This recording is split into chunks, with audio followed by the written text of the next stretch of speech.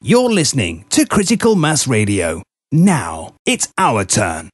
My own position on this, to be consistent, I have refused to pay my council tax in Barnsley, which is getting me in trouble at the moment with the bailiffs and with the authority. But the reason, what I've done there is legislation such as the Terrorism Act 2000, and in particular Section 15 of the Article 3 of the Terrorism Act 2000, stipulates that if you've got reasonable cause to suspect an entity is engaged in terrorist activity, then you are committing an offence if you pay any money or hand over any property to that organisation. And so my logical brain tells me that if I was to pay Barnsley Metropolitan Borough Council any money, a proportion of that money would undoubtedly go to fund South Yorkshire Police and South Yorkshire Police Authority, and both were involved in my dismissal.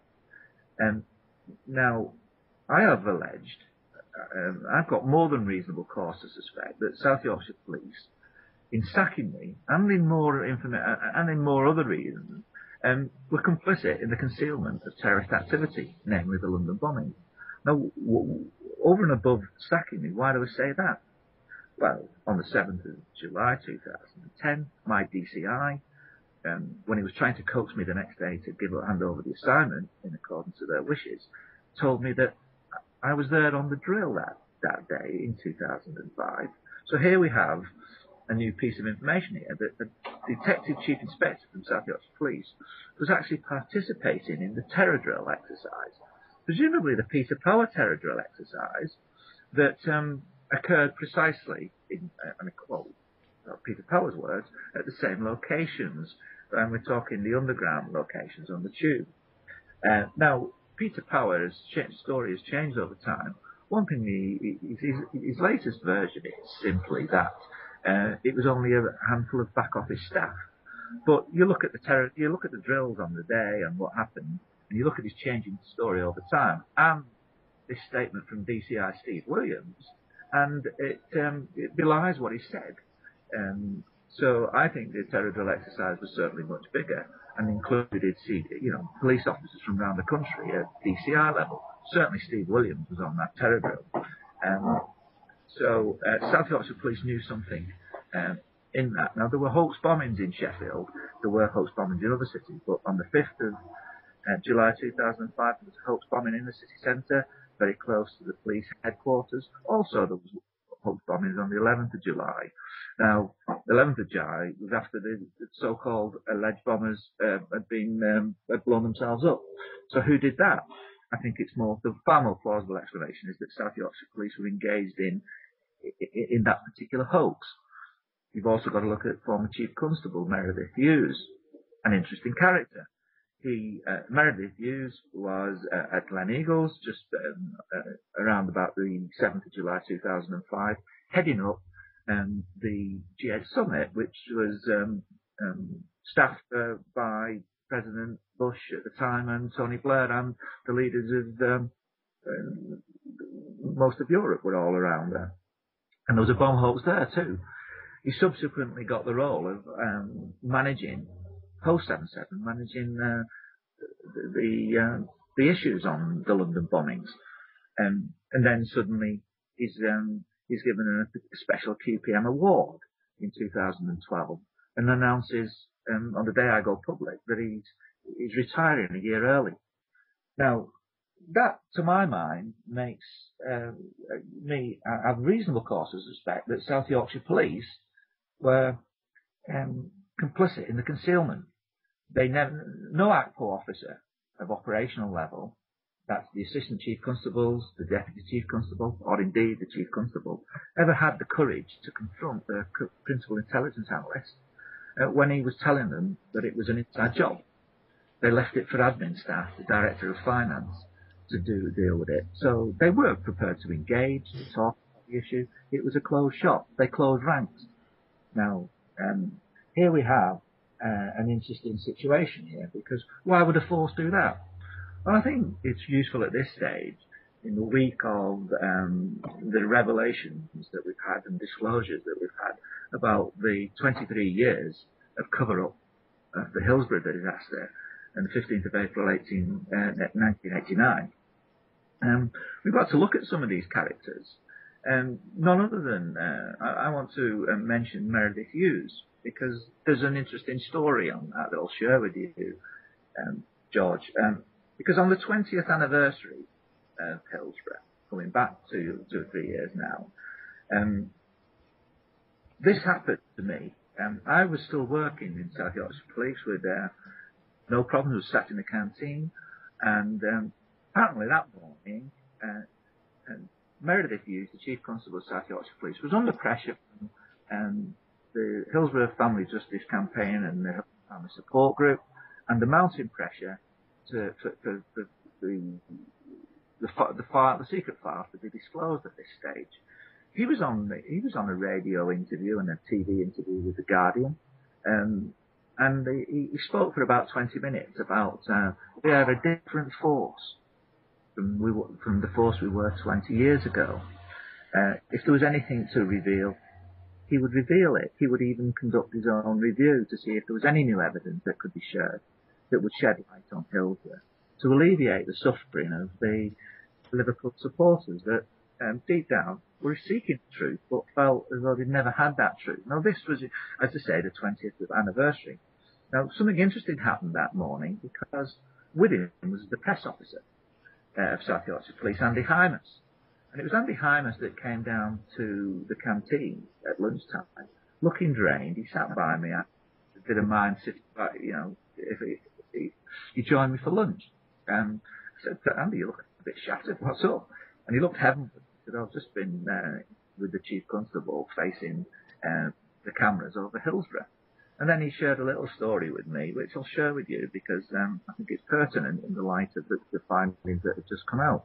And this is ACC Walter Jackson that he's talking about. But his story was, this Andy Hymas, relatively young press officer, is outside the stadium on the day, seeing all the ambulances outside, and he gets a message, there's something going on in the stadium, and he's asked to go to the control room from outside the stadium and find out what's going on, because there seems to be a breakdown in communication, and they need to know what's going on. So Andy, I'm not quite sure what exact time Andy said this was, but he makes his way to the stadium, inside the stadium, to the control box.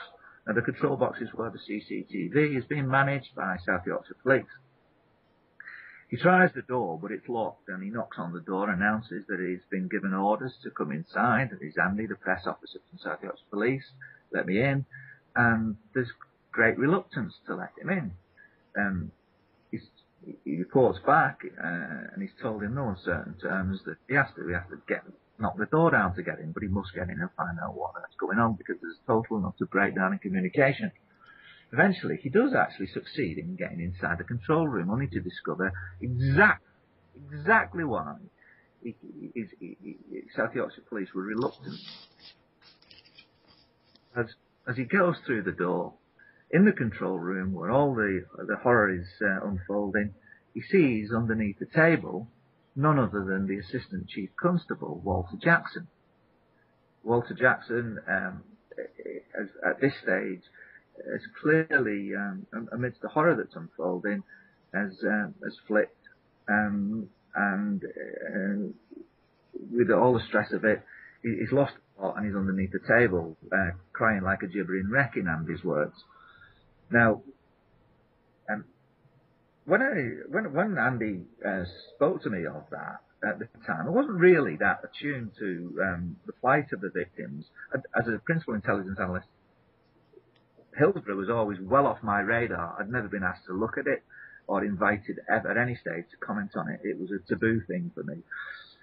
Anyway, I reflected on it philosophically with Andy at the time, thinking for the grace of God high, I wouldn't have liked to have been in that awful, dreadful situation, in control of event. Who knows what I would have done. But because I wasn't attuned at the time, I didn't really reflect anything more than that. And that afternoon, I got on with my assignment and perhaps forgot about it for a while. Now, it was only a while later, after I'd been sacked, when I received a phone call from a guy called David Pidcock, who's the leader of the British Islamic Party, notifying me that my chief constable former Chief Constable Meredith Hughes was getting in the neck again over Hillsborough. This would have been around about the 22nd anniversary this time. And basically, that led me to research it a little bit more and discover the horrors. And then I reflected on that moment with Walter Jackson. And it was at that point I thought, yeah, Walter Jackson was still Assistant Chief Constable in operations in 1993 when I joined the service. I wasn't part of South Yorkshire Police in 1989. Now, so here we had, on the 20th anniversary, the Chief Constable, almost certainly with the full knowledge that his former ACC had actually covered up to the degree to which they had the events that had unfolded in the control room, that clearly would have actually harmed the reputation and the integrity of an Assistant Chief Constable and the reputation of South Yorkshire Police. Now, the evil part of that is clearly the extent of the cover-up. Now, it's interesting that the current disclosures can release documents that can be identified by individual officers, including the likes of Assistant Chief Constable Walter Jackson.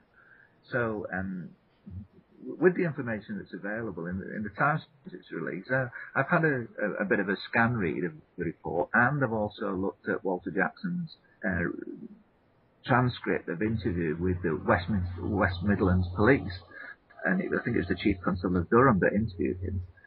And he speaks about his time in the control box, but it's absolutely abundantly clear that Walter Jackson's accounts of the events that day are in direct conflict with the story that was told by me on the 20th anniversary of Hillsborough by Andy, who at that time inadvertently whistle-blew what was happening without... there's no reason why I should not believe that Andy's story was accurate. No, yeah, sure. That. So here we have evidence of a major mishap that clearly had been covered up. Now, in the light of all the statements that have been changed, that we can see in plain sight now, I think there's around about 160, correct me if I'm wrong, but there's clearly been a concerted effort by senior ranking officers in South Yorkshire Police to cover that up and maintain that position for as long as 23 years. It's an utter disgrace, isn't it? So, and I look back to the likes of ex-Chief Constable Meredith Hughes on the 20th anniversary, continuing to conceal it. So, what faith can we have in APCO officers?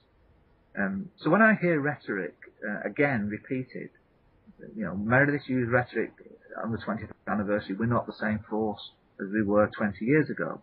Well, I'm hearing that today from the current Chief Constable Crompton and the Assistant Chief Constable Andy Holt. Now, these were the officers. Certainly, Andy Holt was an officer at the time of my dismissal when I was alerted them to the terror threat being bogus. And they hadn't got the guts or the courage to face their own principal intelligence analyst and simply sacked him for having an incompatible belief. So here we have, on top of Hillsborough, thankfully, hopefully we're going to get something that resembles Justice for 96, in as much as clearly the finger now is clearly to the public pointing towards South Yorkshire Police corruption at the highest level and concealment over 23 years. And hopefully that brings some kind of relief to the supporters of Liverpool, that at least all potential blame targeted at Liverpool now has disappeared, and that heads should roll in the light of the disclosures and those that clearly have been identified. Officers such as Duckenfield we know about, but Sir Norman Betterson has risen to the surface too with his activities.